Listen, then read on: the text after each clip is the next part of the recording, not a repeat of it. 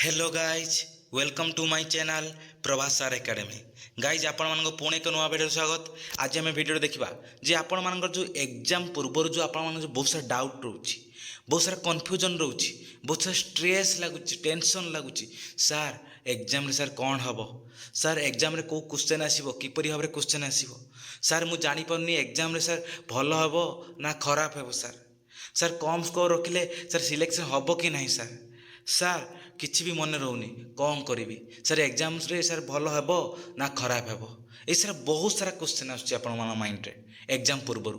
ताले एई सब जिनस को आपण माने किपरि भाबरे कौन करिवे ना ताकू सब किसी जिनस पेसेंस सहीबे आ किपरि भाबे ताकू कौन करिवे माने आड़े कि आपण माने केमिति भाबरे एग्जाम उपरे ओनली कौन करिवे फोकस करिवे और सब किसी टेंशन रु किपरि भाबरे मुक्ति हेबे ताने ए संपूर्ण वीडियोटी यदि वीडियोटी आपण माने निहाती भाबरे भल लागिताए ताले करंतु ना वीडियो को लाइक करंतु, शेयर करंतु एवं चैनल टी को सब्सक्राइब करंतु एवं आपण सांग मानक सहित शेयर करने को भूलंतु नहीं।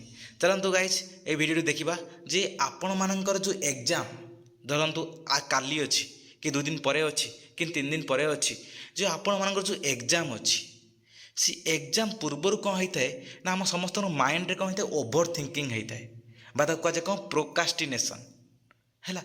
आम माइंड रे कौन ओभर थिंकिंग होता है कौन ना एग्जाम है नहीं किंतु आम एग्जाम विषय कौन करती अत्यरु अत्यधिक कौन करती भावती सार मोर सर मन पड़ूनी, सार मु सर कर सब जिनसटा, सार ठीक से टाइम मैनेजमेंट होनी, सार ना सार जो छुआ मैंने एग्जाम दे सार से कहते सार बहुत हार्ड क्वेश्चन आसभली भाव में बहुत सारा आपण मानकर टेंशन अच्छी बा आपण माने अन्य ग्रुप रे कि आपण माने यूट्यूब चैनल रे शुणा पाउथे आपण माने बोधे देखुवे बहुत सारा यूट्यूब चैनल कौन होची ना बहुत सारा मिथ्या गुजब कौन करुच्ची ना प्रसारित होची से गुजब उपर कदा भी विश्वास करंतु नहीं।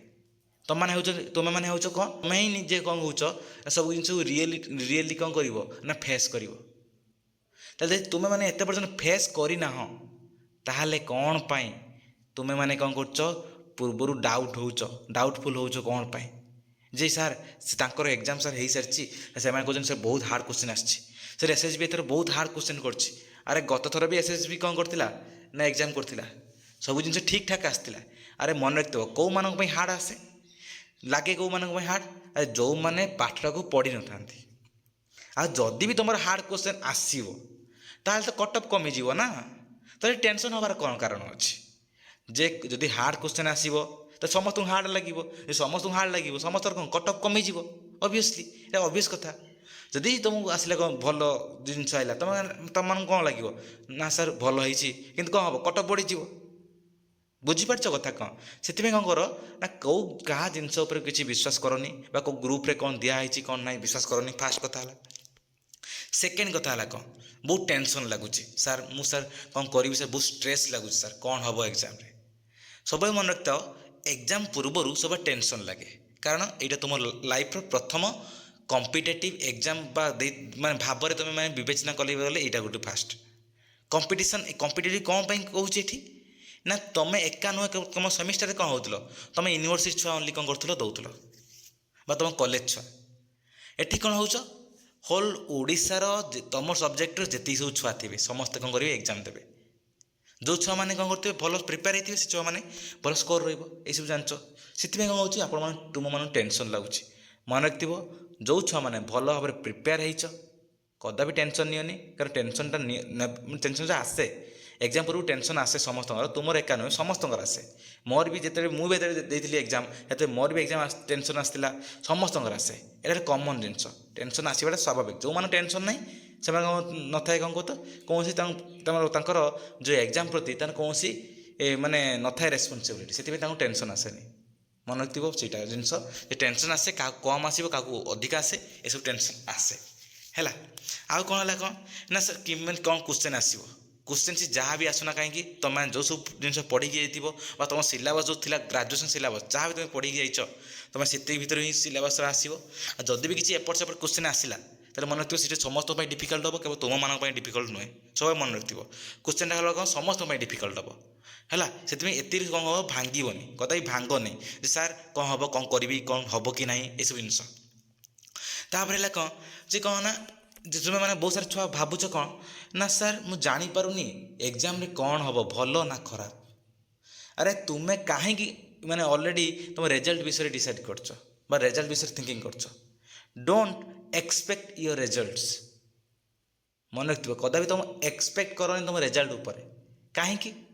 ଆରେ ତୁମେ ତୁମେ ଯେ ଏକ୍ଜାମ୍ ଦେଇନ, ଯଦି ତୁମେ ଏକ୍ଜାମ୍ ଦେଇନ ତାହେଲେ ତୁମେ ରେଜଲ୍ଟ ଉପରେ କାହିଁକି ଇଏ କରୁଛ ଯେ ଆଶାବାନ ହେଉଛ ଯେ ସାର୍ ଏମିତି କ'ଣ କରିବି, ସାର୍ ଉତ୍କଳ ୟୁନିଭର୍ସିଟି ହେବ କି ନାହିଁ, ସାର୍ ରେଭେନ୍ସା ହେବ କି ନାହିଁ, ସାର୍ ମୋ ଡ୍ରିମ୍ ୟୁନିଭର୍ସିଟି ହେବ କି ନାହିଁ, ସାର୍ ଭଲ ସ୍କୋର ରହିବ କି ନାହିଁ, ସାର୍ ଭଲ ର୍ୟାଙ୍କ ରହିବ କି ନାହିଁ।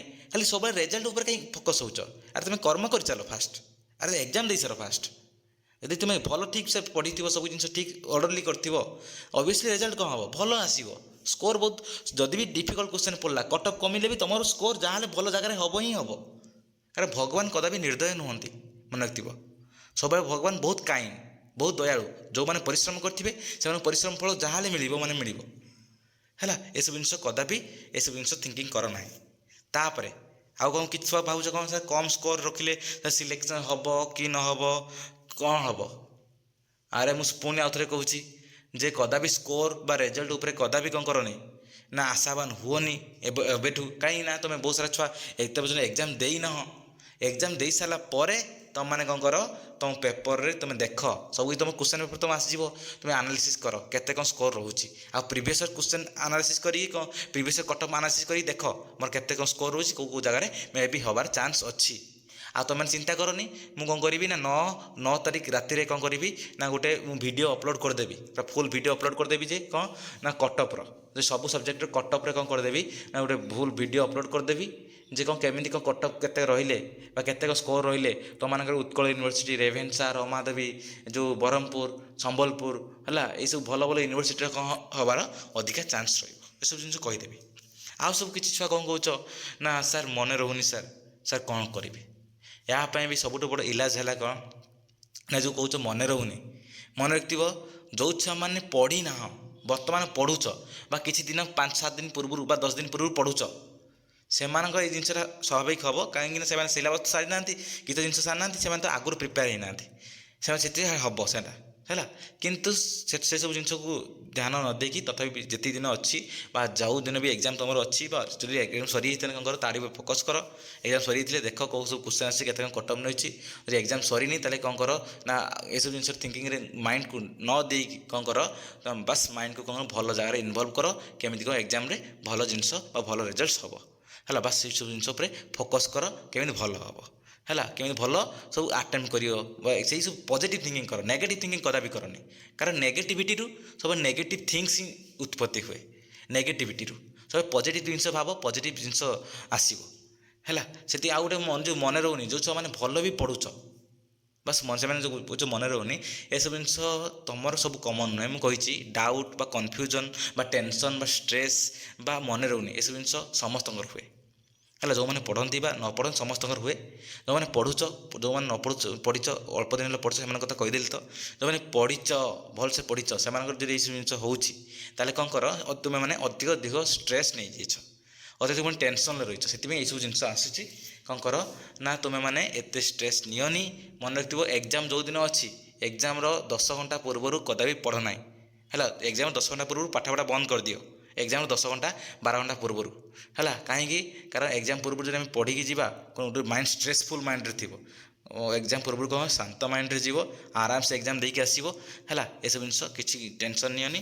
ଯେଉଁ ମନେ ରହୁନି ଏସବୁ ଜିନିଷ ହୁଏ, ଏକ୍ଜାମ୍ ସବୁ କ୍ୱେଶ୍ଚନ୍ ଦେଖିଲା ପରେ ଆରାମସେ କ'ଣ କରିବ ନା ମାଇଣ୍ଡରେ ମନେ ପଡ଼ିଯିବ ସବୁ ଜିନିଷ। ହେଲା, ଏସବୁ ଜିନିଷ କରନି। ଟୋଟାଲି ଏସବୁ ଜିନିଷ ତୁମ ଡାଉଟ୍ ଅଛି, ଷ୍ଟ୍ରେସ୍ ଲାଗିବାଟା ସ୍ୱାଭାବିକ ଏକ୍ଜାମ୍ ପୂର୍ବରୁ। ହେଲା, ଆଉ ତୁମମାନଙ୍କର ରେଜଲ୍ଟ ବି ଭଲ ହେବ। ଯେଉଁମାନେ ପରିଶ୍ରମ କରିଛ ଭଗବାନ ସମସ୍ତଙ୍କୁ କ'ଣ କରିବେ ନା ସାହାଯ୍ୟ କରିବେ। ସମସ୍ତ ଯେଉଁମାନେ ପରିଶ୍ରମ କରିଥିବେ, ସ୍ମାର୍ଟ ୱାର୍କ କରିଥିବେ, ହାର୍ଡ଼ୱାର୍କ କରିଥିବେ, ସମସ୍ତଙ୍କୁ ହେଲ୍ପ କରିବେ ଭଗବାନ। ଚିନ୍ତା କରେନି ଏସବୁ ଜିନିଷ। ଆଉ ଯଦି ବି କିଛି ପ୍ରୋବ୍ଲେମ୍ ହେଉଛି ତାହେଲେ କ'ଣ କର ନା ଯଦି ଷ୍ଟ୍ରେସ୍ ଲାଗୁଛି କ'ଣ କର ଟିକେ ଜଷ୍ଟ ପୁରା ହୋଲ୍ ଦିନମାନ ସାରା 24 ଘଣ୍ଟାରୁ 10 ଘଣ୍ଟା 15 ଘଣ୍ଟା ଏସବୁ ଜିନିଷ ପଢ଼ନି।